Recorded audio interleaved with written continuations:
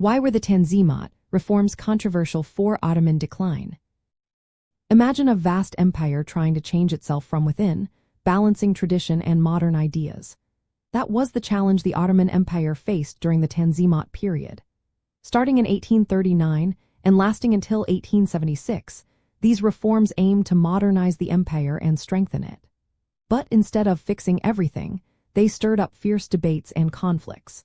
The core issue was how the reforms challenged the very foundation of Ottoman society. They tried to give equal rights to all religious groups, including non-Muslims, which was a big shift from centuries of Islamic law. The Edict of Gulhan in 1839 and the Imperial Edict of 1856 promised to end the old dhimmi system, where non-Muslims had a lower legal status. Many Muslims saw this as a betrayal of Islamic principles and felt uneasy about losing their traditional dominance.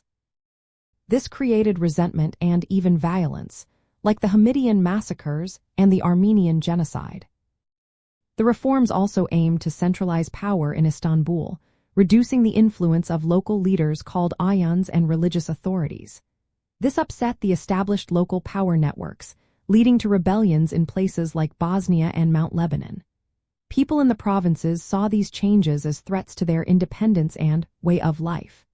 Even projects like building railways, meant to modernize transportation, were viewed suspiciously. Many saw them as tools of imperial control, not progress. Another problem was that the reforms promised equality but often fell short in practice.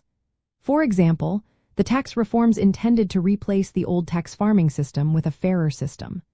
But powerful tax collectors and local elites resisted these changes, sometimes rebelling. Christians, who were supposed to gain more rights, still faced taxes and restrictions, like being excluded from military service. This inconsistency made many doubt whether the reforms were genuine or just superficial. Inside the government, conservatives and religious leaders resisted the reforms because they believed they threatened Islamic traditions. The lack of enough money and skilled officials slowed down the reforms, making them uneven across different regions. This inconsistency caused confusion and frustration among the people. The reforms also upset the balance of power between the central government and local authorities, deepening divisions. The tax reforms, meant to create a more just system, also caused conflict. Wealthy tax collectors and local rulers fought to keep their influence, sometimes rebelling against the central authority.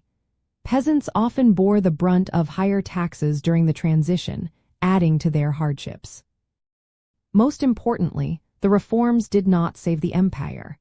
Instead of uniting the empire around a new secular identity, they created more divisions. By the late 1800s, these divisions became impossible to mend. The suspension of the Ottoman constitution by Sultan Abdul Hamid II showed that the reforms had failed to stabilize the empire. In the end, the Tanzimat reforms are seen as a turning point where efforts to modernize actually sped up the empire's decline. They challenged the old Islamic order without creating a new shared identity that could hold the diverse population together.